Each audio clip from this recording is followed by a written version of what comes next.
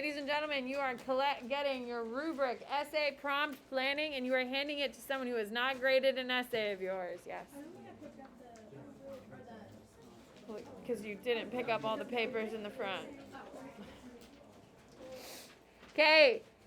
As you are trading papers, ladies and gentlemen, please listen. Tomorrow, we're doing a map. You better take that earbud out if you think I'm sitting up here for my own fun.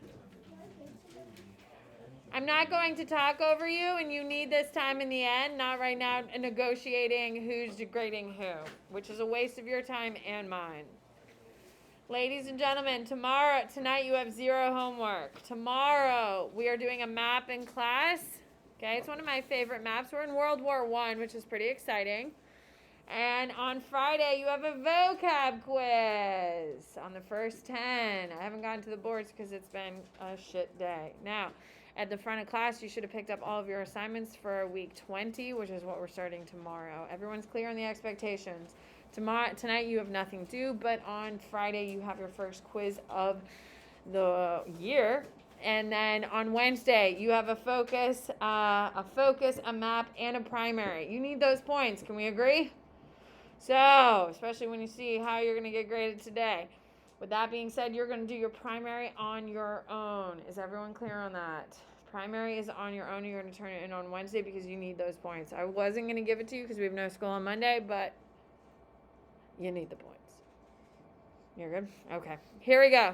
So on the bottom of the paper, I was trying to write graded by, but I couldn't do it without it going to the next page. So on the very bottom, underneath where it says grand total of essay, write your name as the grader of this essay, please. Okay, so what we are doing here is we are grading the DBQ. We are grading it in an academic style. However, it's out of 50 points on 7 points. So we're going to see that there are some added grades or added points here. Is everyone clear on that? So the actual rubric that you're scored on the AP exam is 7 points, but I'm trying to give you points that represent what you've actually done in time, yes? And 50 points is way more representative of the investment of time. Can we agree? So here we go. Do not start grading until I tell you. We're going to walk through this together. Thesis. Now, on the thesis, I am telling, on your rubric, I am telling you what the format is. It is the format that is coming from your Hemmler history, by the way, which I told you to have out. The thesis should be set up despite counter argument because evidence 1, evidence 2, my argument. So, they did not follow the format, they get a 0. They followed the format, but the content is incorrect, is a 2. The format and the content correct is a 4. We did the groups together. Their thesis should be a 4. Read it to double check. If it doesn't look like the one I have up there, then you need to take off points to a 2. Is everyone clear? Go. You're just doing the thesis and scoring the rubric.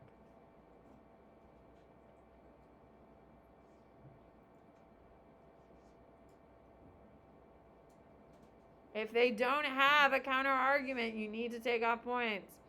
Okay, you should be done. That should be easy. Contextualization. Do not start reading it until we go over it. Please listen. Contextualization. I'm pulling it directly from the Hemmler handout that I told you to look at. Yes? I'm pulling it directly. The contextualization, you should use 2 vocab words that are relevant to the prompt that occur before the prompt's time period. So what you're going to do, please listen. No one should be reading their contextualization. You should be listening. When I say go, you're going to begin reading. And then you're going to be looking for, there are 2 vocab terms. Words that will not qualify are age of exploration. Will not qualify as a vocab term because that term is used in common day. It is not going to score. And there are a couple others. Christopher Columbus will score. It's a crappy one, but it does score. And there are tons of thousands of other words you could use. So you're going to go through. You're going to circle the 2 vocab terms that are relevant to the prompt. The easiest way, this whole thing's about the flow of silver. The discovery of America is going to facilitate the flow of silver around the world. So the discovery of the Americas is relevant. That is why we picked it. I gave you that knowledge ahead of time, so it should be okay. So read it and circle 2 vocab terms. When we say vocab terms, we're meaning words or phrases that were learned specifically in this course about this course. Maggie. Does the Columbian Exchange? Columbian Exchange works. That scores. Catherine. Huh? Do the Crusades work? The Crusades would work. Any other questions? Okay. They did not follow format. They get a 0. They used the time period but no vocab. Okay. They used 2 vocab terms, but the time period is correct, and the time period and the vocab terms are correct. Okay. So, score. Anyone have a really good one in front of them? No one has a good one? So no one should have a 4 then. If you wouldn't read it out loud, then you can't give them a 4. Catherine. After the Crusades in the Middle East, Europeans saw luxury goods that they had never seen before, such as spices and gold. This incentivized European explorers to search for faster and cheaper routes to places such as the Middle East and India. Christopher Columbus was one of these explorers who had accidentally discovered the New World while searching for silver, gold, and other luxury goods. Perfect. I'll take it. Okay? So they're setting the stage. They're talking about why they're going exploring and component. Any question what contextualization is? Okay. This is where you are going to bleed points. No one should be reading. Everyone should be looking at me and looking at the rubric that I have posted. This is where you're going to spend 90% of your time, and this is where you're going to lose 90% of your points. Okay? I have your attention now? Okay. So, when I say go, which isn't going to be for about another whole 2 minutes, yes, you're going to go through and you're just going to circle the documents as you go through, which we've done all week, yes? That's not the tricky part. Uses 3 documents. This is what we're referring to as successful, happy. There are 3 ways you can score this. They're only using 3 documents, so will all 7 be used? No. So if it's not used, you write a 0. Not used. There's nothing wrong. You're just going to write a 0. I'm writing it out so you can see what to write. Okay? If they try using document 2, but they're happy doesn't work, it's an X, which means wrong. Does everyone see the difference between not used and wrong? You are not being punished for not being used, because how many documents need to be used? 3, so 4 of them aren't going to be used, and there's no points punishing you from that. Is everyone clear? However, if you're wrong and you only did 3, are you going to start losing points? Yes, of course. And if they get it right, it's a check. Everyone's clear on how to score this column.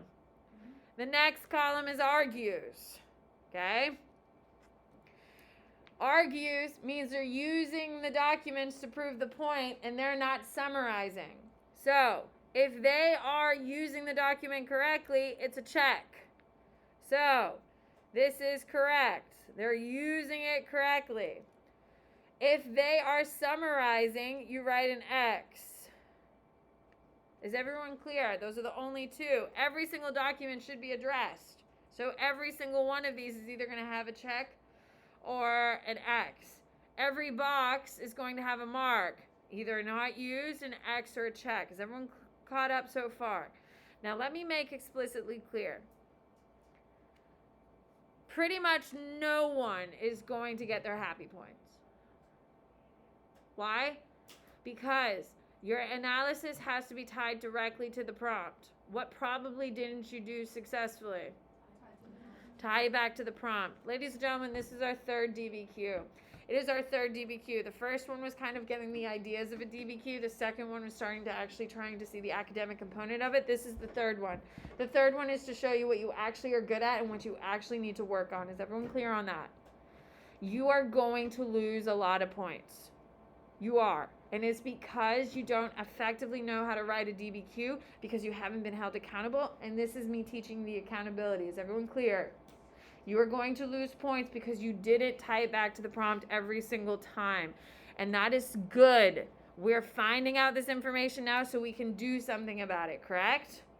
Okay, now keep in mind before you get mad at me, she's like, oh my God, she's taking away all these points. Okay, we also have stupid points at the bottom. Did they attach the rubric, planning, and prompt? Okay? Are the primaries annotated? Is their handwriting clear? I'm also giving you stupid points at the bottom. Can we agree? There's a blend here. You have to realize, but you should also be appreciating the fact you're actually going to see what you're doing well and what you need to need to improve on. Is everyone clear? You can be mad at me all day long. I'm completely comfortable. This is in your best interest long term. You may not like it short term. Let's make it clear. You're going through. If you are going to give someone, listen carefully, if you think someone earns a happy, you need to raise your hand and read it to me. Because I'm going to tell you they didn't score the point. They didn't. Because very few people have tied it back to the prompt directly. Argues. In order to give the point for an argue of a document, it better be really good. Like, very, very good. And if you have a question if this is good or not, you ask me. And I will tell you. I will tell you right now, your default should be no to these groups. They probably didn't do it. Most of the argues, I'm fine with half of the argues they get, because we went over those answers pretty generously yesterday, even though I said I wouldn't. Yes, remember that? Okay. Half of the argues will make sense. Pretty much no one's been getting happies because they didn't do the final part, which is tie it back to the prompt. Okay. So most people are not getting any of the happies. Most people aren't getting even half of the argues because they're focusing on summary. So as we're going through this here in a second, if you have a question, you ask me. Because if I start seeing you're handing out 40s, 42, my highest score so far is a 42, and I've already crossed it down to like a 37. The scores are low. They're not going to be anywhere near the 40s because you haven't gotten that sophistication yet. Is everyone clear on that? This is a realistic perspective. Okay, let's talk evidence, because as you're reading through the document, which you should not be doing now, right, Michael? As you are going through the document, you are going to see outside evidence. They have to name the evidence. They have to define it or explain what it is, and then they have to connect it back to the prompt. Guess what they probably didn't do? All three of those things. They probably didn't do all three of the things. They probably only named it. Probably maybe lightly defined it, but they definitely didn't connect it back to the prompt, correct? So you're going to lose points down here too, but not as many. So not done, 0. Done, but not tied back to the prompt is a 2. Done well and tied back to the prompt is 4. Ladies and gentlemen, you're pretty much going to be all 2s. Very realistically, very few people are scoring 4s. If you're giving a 4 out, you better raise your hand and read it to me, and I will tell you if it's good or if it's not. Is everyone clear on that? This is the most stressful day of my academic career because I have to know everything to be able to tell you if it scores or doesn't score. This is very stressful on me. I have to be clear and articulate. If you have a question, you better raise your hand and I will give you my full attention. I will tell you if it scores or not. Listening to other people's answers of what scores and doesn't will make you a better writer. Is everyone clear on that? So you are going to go through right now in about 30 seconds and circle all of the essays as you skim through. You're skimming through as we've done all week. Then you are going to beginning to read the essay. If it's not used, if it's a 0, it's a wrong or a check if it's right in the used documents. You're not going to have pretty much any rights because they're probably not tying back to the prompt. Your argues, if they use it correctly and they're actually arguing a point with the document, you do a check. If it's a summary, it's wrong because you don't score summaries. Less than half of these are going to be correct because most of you are going to fall into summary. It's just fact. Okay? Then evidence. Your evidence are probably not tied back to the prompt. So read through. These people have worked very hard on these essays. These kids, you have worked very hard on your essay and you deserve to have it read well. Can we agree? So take the time and read it carefully. If you have any questions, you better be raising your hand immediately and I will happily tell you if it scores or doesn't. You are skimming through and just circling the documents in the essay and circling it on the rubric. It'll help you in the long run doing that. So you are skimming, looking for documents. Go. Yes, it'll help you out, honestly, later. Focus on what is happening.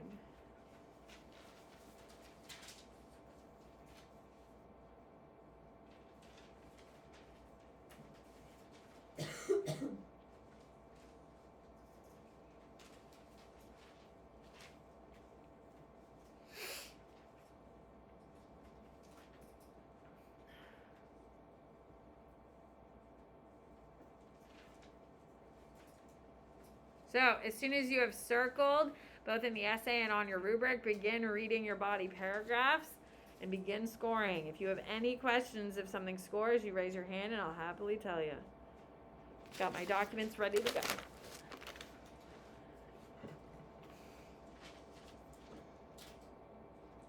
You should read this essay about 3 times in order to score it, if we're being completely fair. So every paragraph, read 3 times and see if you can give them any more points or where they're losing points.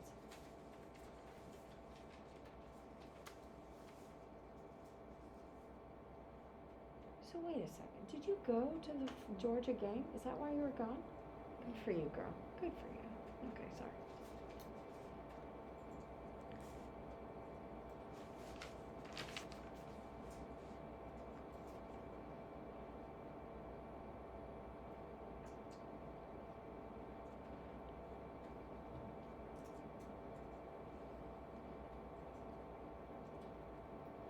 Who has a question? By now you should definitely have a question. Catherine. So after stating. No, read whatever they wrote. Okay, so I had a question about their outside evidence. Okay. So first it says Doc 3 shows how the lack of silver in China is resulting in economic downturn and starvation. And then they use outside evidence by saying this directly threatens the emperor since China believed in the mandate of heaven, which states that problems in China such as starvation, floods, and disasters show that gods are unhappy with the emperor, so they must be removed. Doesn't score. It doesn't tie back to the prompt. Would that be So it's 2. so that would be 2, and then further evidence, is that good evidence? No. You mean there argues? Well, yeah. There argues? No, it's a lot of summary. So they don't score any points. So it'd be an X in the argues column. What do you got, Izzy? Argument and Just read it to me and I will tell you what it is. Document 3 shows the economic consequences of a silver economy. The audience in Document 3 is the Chinese emperor informing him that silver is causing an influx of No, they've already got it wrong, so no. Informing him, the emperor's not informing him. So they've got the wrong pronouns. If you don't say it correctly, it doesn't score, so it's wrong. Micah. Doc 3 shows a focus on silver trade and implementation of silver into the economy is not good for everyone and can damage the economy / the lives of workers. No, it's a summary. That's a summary. That's a definition of a summary. What do you got, Parker? Document 3 shows that the security of silver among the citizens is affecting the economy and leading to civil unrest. That is just barely into an argument. Barely, but there. So they get the point. Do you see how that one's different than yours, Micah? Okay, that's why. His is barely an argument. Whoever your paper is, it doesn't matter. But whoever it is, barely got the argument. They get the point, though. For sure. They get the point, but it's not like a great answer. You're going to see there's going to be some answers you give me that I'll say technically it scores, but it's kind of shitty. Not technically scores, but it's kind of shitty. What do you got, Virginia? Document 3 shows how a lack of silver impacts basic necessities such as food, restricted. No, because they're not. I have a question about Go ahead. mandate of heaven. Okay, go. So, questioning of power and the mandate of heaven, which maintains control of the people through claiming the leader in power was selected by God, so their authority is just. No. So, Oh, keep going. not like you can't give 2 points. No, that's definitely not earning any point. It's a summary, and then their mandate of heaven doesn't really tie back. You can give them 2 points for the mandate of heaven. That's what I'm saying. Like you can give 2 points for not being tied back to the prompt, but it's still evidence. Yeah, it's definitely evidence. Oh yeah, it's definitely evidence. It's just not good. What do you got? I mean, it's fine. It's gonna score, but the fact they didn't tie it back doesn't get them full points. What do you got, Scott? Doc 3 shows that the lack of silver in circulation can cause a revolt in China. That's a summary of the piece, dude. So no, it's a 0. Maggie. I have 2 questions. Okay, so the first one, document 5 shows how the silver trade in the Spanish Americas was an ineffective system. That's That will technically score. okay. That will technically score. It's a kind of crappy answer, but it will score. Go ahead. For you're talking for an argues, correct? Yes. Okay. And then for my for the outside evidence, the encomienda system was a social system created by the Spanish and forced upon the indigenous in the Americas that the Spanish could control. No, they don't tie it back to prompt at all. But that's But it's a is 2. that 2? Okay. What do you got? Document 4 shows that the main head in the inefficient government, which could lead to unrest and unhappy citizens, causing the citizens to question authority. It doesn't show an ineffective government. It shows that they're having facilitation issues. Back to the government yesterday. We did. No, there is a government, but it doesn't mean the government's ineffective. It means the government is turning a blind eye to the problems of the small people. I'm gonna say no. Sorry, Sophia. So I think this one does tie back to. Okay, then read it to me and I'll tell you. Alright. So, as the Chinese people began to question their government, they enacted. What document are you in? Start it where it says. Document 3. Okay. Oh, so you want me to read? Yeah, I want the whole thing. Alright. Document 3 shows that as the Chinese economy plummets due to a lack of silver, the people turn to overthrow. The audience of document 3. Whoa, they're not overthrowing. They're afraid that because of the scarcity is going to cause more problems and could possibly lead to an overthrow. It makes it sound like they're going to war, so far the interpretation is wrong. 0 for argues. The audience of document 3 is the Chinese emperor. As the Chinese people began to question their government, they enacted the theory of the negative heaven, the idea that a god sent down a better ruler to replace the current one. This is how they justified their social unrest. How'd they mess up the document and still do okay on the second part? You can give 2 points for the outside evidence. They don't do a great job of tying it back to the prompt. That's my only criticism. What do we got, Virginia? Document 4. By the way, you keep going through the essay. You better read this essay like 3 times and try to give them as many points as you possibly can. Go ahead, Virginia. Document 4 displays how the shift from material goods to silver payment also led to a significant lowering of happiness in the people of China. Little flow in silver due to inaccessibility correlates directly to heavy social consequences. But they're not saying anything, Virginia. So would that It's a 0. It's a 0. They don't say anything. What do you got, Hayden? Document 2 displays how the trade of silver for luxury goods is inequitable because they give away silver for luxury goods, therefore hurting their economy because what they export is more valuable than transport. Yes, okay. We're flirting. You're right there. Give it to him, but tell him it's a little weak. What do you got, Parker? Document 6 shows how our country can be exploited for benefit. That's a summary, dude. No. Izzy. Oh, hold on, Micah. I haven't had one for Micah yet. Doc 6 shows how countries engage in trade can bring in more wealth and sell their goods for silver.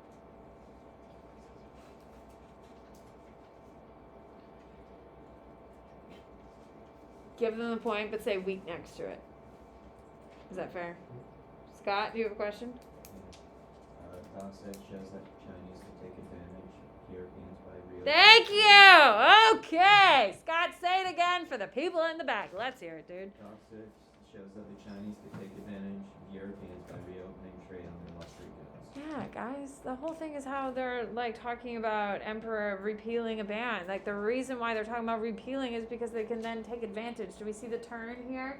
How we're using that document? It's not a term they use in the document, but understanding the document, they're like, yeah, they're trying to take advantage of the opportunities. Yes, that's a hell of a point. Who is it?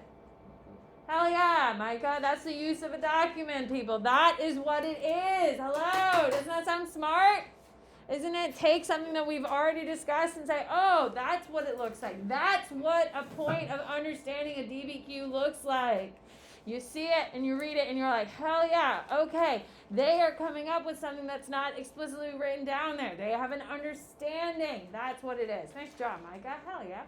Well done. What do you got, Maggie? Document 4 shows how only using silver as currency in China was not effective and negatively impacted the citizens of China. No, that is like a summary to the tape. What do I got, Henry? Document 2 supports the idea that the Europeans are engaging in inequitable trade, which is economically harmful. The actions were influenced by mercantilism policy, where countries base trade off of silver and gold exclusively. Yes, but right week. It's not bad. It's not bad. It's just not like, whew, killed it. Friar. For document 4, the mandate of heaven or Chinese political theory used to justify imperial power was in play at the time as a revolt due to inflation could be possible at any time. Yes, that person's using mandate of heaven better than anyone else. Okay, yes, I'll take it. Yep, that gives them. Is that their outside evidence? Yes. Give them. Yeah, the inflation part got them to the 4. Does that make sense? It's a little weak. You can write weak next to it, but it would score. Izzy. Document 4 shows the economic issues that come with silver.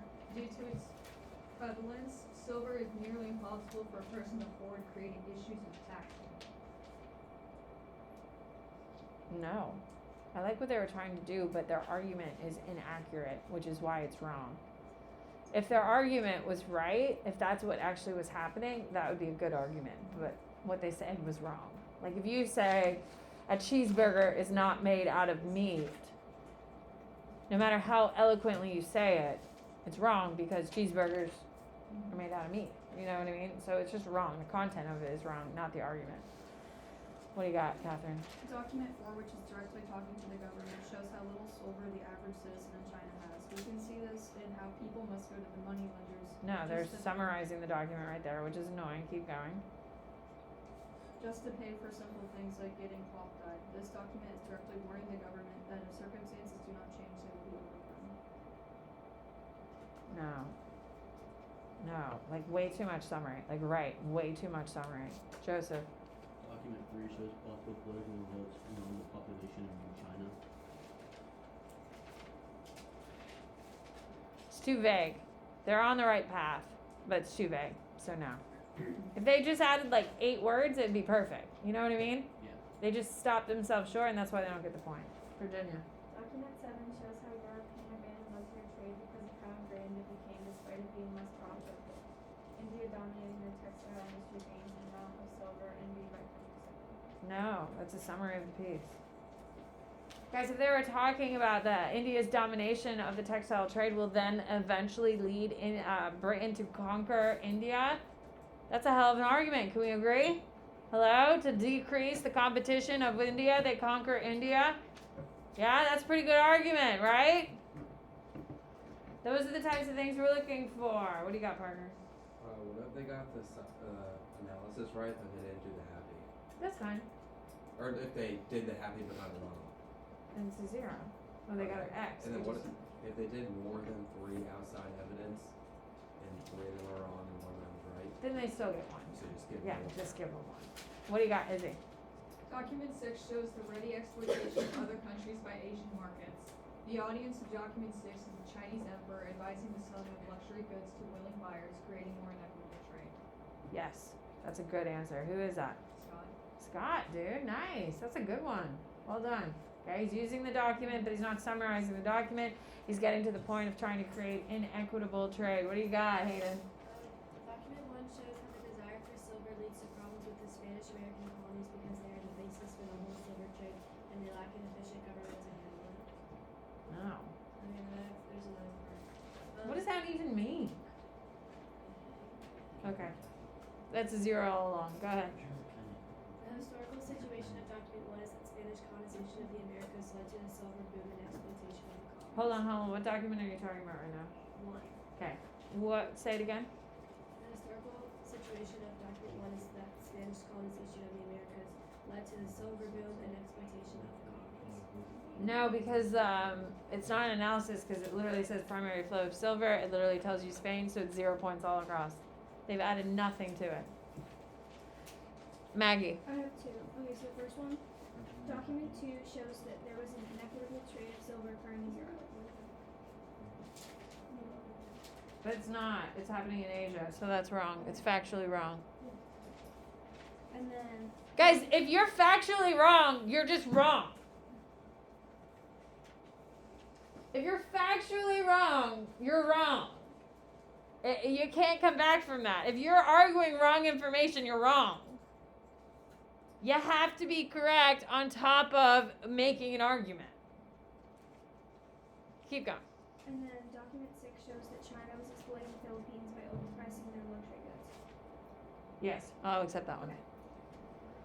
Sophia. This is for Happy. It says the Ming Dynasty in China wanted to protect their culture. What document are you on? Document 7. Okay.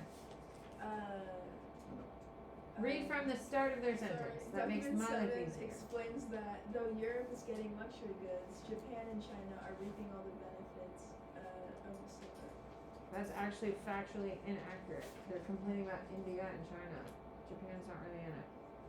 The Ming Dynasty in China wanted to protect their culture post-Mongol, so they only traded when it would have little risk. They exploited Europe to limit their economic risk. Damn it. And work themselves into something. Yes, you can score it, but say, watch out for the factual inaccuracies, but it doesn't, the inaccuracies does not affect the point that they're trying to make. Do you see the difference? Okay. Virginia. Document 5 shows that Spain, a major producer of silver, has gained an incredible amount of wealth through utilizing natives and slaves to obtain it. The economy in this system, based upon race, was implemented in Spain to exploit these people for labor. Contrast of wealth globally is lending hand in hand with silver. No. Henry. Document I'm looking around. Hold on 2 seconds, Henry. Sorry to cut you off. I'm looking around. I see a lot of checks around, and I am highly suspicious. In case you haven't been listening when people have been asking, I've been telling them no most of the time. So if you're giving away a lot of checks, unless this person's a genius and you want to show off and tell me why they're getting all these checks, I would maybe go back and read them and see how much of it's summary and how much of it is laziness and how much of it is correct. Yes? Also looking over here too, Michael. Henry, what do you got? Document 1 supports the idea that the influx of silver into Spain caused an economic imbalance leading to inflation. Spain's excessive mining of silver ended something it to gain access to massive amounts of silver, and it was too much for the economy to handle. Who is it? Whose is this? Joseph? Joseph, that's a fantastic answer. One of the best I've heard of the day. Excellent. Well done. Well done, Joseph. That is a great answer. Fantastic. Oh, that's a good one.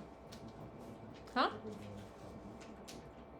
That's a great answer, Joseph. Nice job. Izzy. I have two. Document 2 shows the frugal splurging of luxury goods. The perishable value of luxury goods traded with silver creates an equitable trade. What document are you looking at? 2. Okay. No. That's wrong. And then document 7 shows the social necessity of luxury goods. Britain established the East India Company for the exploitation of luxury goods.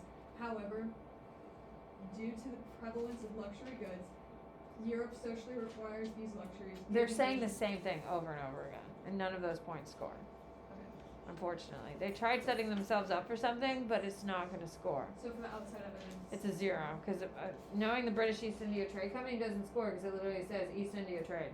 Okay. Doesn't score. James, I'm looking forward to this. The historical context in document 1 is Christopher Columbus discovering No. America, which led to the discovery of silver mines, leading to No. the flow of silver across the globe. No. No. If you wanted to use it to say that he specifically begins to exploit a specific group of people, I would score. But this the basic, he discovered America. No. That's a crappy answer and I refuse it. 0. What? Document 2 shows how beneficial the trading with Europe was to China's economy, which China was able to become a valuable participant in the global. They're already a global participant. They've been the center of trade in the world, so no. That's a no. Catherine. Document 7 shows how England is selling luxury goods to the rest of Europe for silver. They do this in order to keep their wealth long term for their colonies controlled by the East India. What document is this? 7. Okay. Which exploited areas such as India in order to profit from the selling. of Yes. goods. Yes. The fact that they're talking about the exploitation of India will score. For sure. What do you got? Was our argument correct? No, the argument's weak, but the second part is fine. What do you got? The historical context of document 6 that the Ming China is post-Mongols and wants to maintain their culture, so they close their trade borders. That will score, for sure. Hayden, what's the matter over there? I can tell you're cranky, and you're also talking friar and hushed tones. It's just making conversation about the silver flood from period 1500 to 750 CE and 1500 And frankly, only hopefully talking about the economic and social components of that impact. Of course. Of course. Especially in Ming China. The impact And in is. the Indian textile industry. Dude, what Britain did to them, it was crazy. Can't even. How'd you fathom do it. on this? 50 out of 50, obviously. I doubt most generously. Okay, so at this point, ladies and gentlemen, you should have completed your evidence and your evidence beyond the documents. Correct? You should have scored by now. Yes? Getting Well, move a little faster, girl, because this clock is coming. Okay, overall component. Now, for every check that you get, you give them double the points. So, if they have one check in this column, they actually get 2 points. They have a check in this column, they actually get 2 points. Okay, if they have 2 checks, all of a sudden they have 4. That's how we're scoring it. So you get double the points for whatever you have. Parker?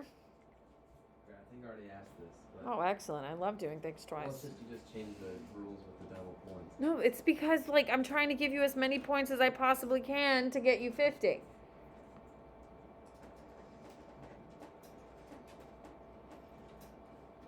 Good talk, Parker. What do you got? 2 questions and then I'm done. Document 1 shows the imbalance of the receiving of silver. The world operated on a mercantilistic economy. No, that doesn't show it at all. It shows that all the silver is moving to China. If it was showing that, then everyone would be getting huge depots of it. So no. Okay, the arguing and the outside evidence. is What's the wrong. outside evidence? It was the mercantilist economy, so whatever countries were receiving most silver had more power and status in the country. No, because it disregards the gold component, which is what the Europeans were really hoarding more than silver.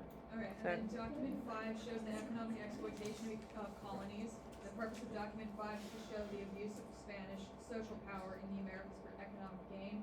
However, due to inflation, Spain's economy tanked, creating economic imbalance in the value of silver. Yes, because they saved it by throwing in the economics imbalance of silver at the very end. Yes, they can have it. What? Document 5. Hold on 2 seconds. You're going to flip it over. You're going to write 2 positive, 1 piece of constructive criticism on the back of your rubric, ladies and gentlemen, and you're going to start totaling it up. It's out of 50. What do you got, Catherine? Document 5, which is directed towards Spain, here shows that much silver is being imported to Spain will lead to disaster. The silver coin will eventually be worthless since there is so much silver being mined No, into that Spain. is factually wrong. It's wrong. So you're adding 2 pieces of positive feedback, 1 piece of constructive criticism. Ladies and gentlemen, how hard is it to score in no DBQ? It's very hard because if you don't tie it back directly to the prompt, are you scoring any points? Nope. Welcome to the DBQ. Out of 7 points, the average score last year was 1.3. Welcome to the DBQ.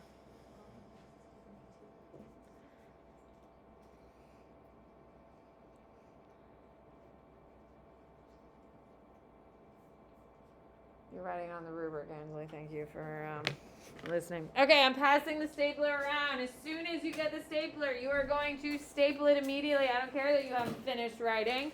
You are stapling immediately. It goes rubric, essay, prompt, planning. Rubric, essay, prompt, planning. As soon as that stapler hits your desk, you better be stapling. Rubric, essay, nope, rubric, essay, prompt, planning. Rubric, essay, prompt, planning. Rubric, essay, prompt, planning. Rubric, essay, prompt, planning. As soon as you got that stapler, you better be stapling and passing it. Let's go. There are 2 rows here that don't have a stapler, so we need to pass it quickly. That's my bad. Rubric, essay, prompt, planning. Everyone should be writing the grand total at the bottom out of 50. You know where it says grand total. Rubric, essay, prompt, planning. Okay, as soon as you get that stapler, staple and pass. Let's go. Micah needs it. Oh, you got it? Well, then pass it forward, Micah. Way to help out your row, man. Rubric, essay, prompt, planning. Catherine, grab it from Henry, please. Okay, you are going to get up and go give your DBQ. Give them good feedback and let them see it. Go.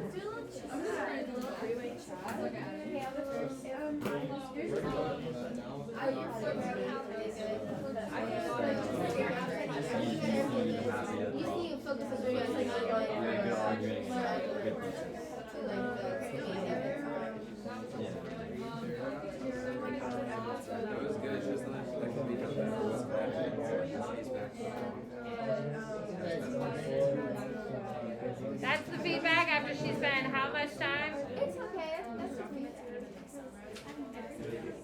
That's what the worst essay. I was so nervous grading. I didn't want to get a terrible grade. Yeah, I didn't know what my this right. I was like, it's so stressful. I think I hate grading more than actually writing. 3, We're supposed to be in the second 2, 1. All right. How'd it go? Ladies and gentlemen, you may not be thrilled with your score, and that is completely okay, and I hope you're not okay with your score, because if you are okay with your score, either you don't care, and that's annoying, or B, your score is wrong. Oh, did I say that? Yes, I did. Okay, ladies and gentlemen, hopefully you see what mistakes you're actually making, and what mistake are you making? Summary! And you're not tying it back to the prompt. Can we agree? Yep. I hope, ladies and gentlemen, that you are seeing the real nuts and bolts of what a DBQ is. It is really about analyzing the document, no summary, and it is about tying it back to the prompt. Because this is a document-based question. So everything is about the question. All the documents have been curated for this question. So, with that being said, ladies and gentlemen, it is really about making sure you are answering the question as effectively as possible. What doctoring is happening over here? I'm not doctoring. She just like She corrected me. I just like missed she just like missed a part in it, and I was like, oh, like I missed it, and then I think she just accidentally gave me points when I wouldn't points. So I was just making sure that you didn't think that she was giving me points that I didn't deserve. I'm just trying to be fair. You can see I'm about to scratch it out and write my right score. Okay. Promise. As long as it's going down, I'm fine. It is. Trust. I'm fine with going down. What do you got, Parker? Next time, can we write it like with this rubric in front of us? You will have it from here on out. Guys, the point is, if I'm like constantly telling you, like, hey, how many times I told you don't summarize? How many times I tell you to tie it back to the prompt, Parker? Until you get it slapped across your face by grading, and you just hear it, and you're seeing, and you're seeing, and you're seeing, what are you going to do? Tie it back to the prompt and not summarize. And guys, unfortunately, there's some things you have to walk the path in order to get the answers, right? You got to walk the part, get blown up on points in order to learn a lesson. And what is the lesson today? No summary, and tie it back to the prompt, and that is what's going to happen. Now, going forward, is this going to make a huge positive improvement on all of your DBQs going forward? Yes. Is this also the first week? And I don't know if you remember, Samantha Bennett was super generous at the end of every quarter. Yes? There's always an obscene amount of points that are offered at the very end that swoop in and save your grades. Yes? So don't get fussy with me. Because I do come in and help you. Do I not? What do you got, Virginia? Are we allowed to have these back once you put them in Canvas? Yeah, I personally don't have any sentimental attachment. So I'll be putting them in today and tomorrow. And they always go in those buckets over there. Okay. So you can have them as soon as I record them. Okay, pass your essays to James. Thank you, James. Yeah, because I'm just going to record them. Once they're in Canvas, Virginia, they're in that. I would have wanted one of my passions. You should have asked. I had them ready to go. I didn't realize this. Yes, but you wouldn't have been doing what you're supposed to be doing anyway because that caliber hasn't been there. Does that make sense? Like, you have to make mistakes to learn the lesson, and now you're not going to make those mistakes again. Tomorrow, we're doing a map, and we're in World War I. Isn't that exciting? Oh, fine. At least it's not writing week. It's not writing week. You were done with DBQs for 6 weeks. But at what cost? Yeah. That's a pretty thick focus you have there. What do you got? Can I have like an example of like tying like one of the happies back to the prompt? Like what would that look like? Like, well, that's kind of a good generic question. So like by saying like maybe the intended audience would like if you tie The intended audience, I mean, like, when we're talking about intended audience, an emperor, thank you, my darling. The emperor of China, it has to weigh the pros and cons of the flow of silver into China for its own purposeful use versus the stability of its economy. And the fact that it's allowed a foreign substance to become the baseline of its economy shows that it is gambling more on outsiders than it is on the internal strength of what will be China. Oh, bye, Miss Bennett. Yes, that's a good one. Right off the top, girl. You proud? I'm Yeah. very proud of that. Thank you. That's a good one. Bye, Miss Bennett. Yeah. We'll see you on Monday. Okay.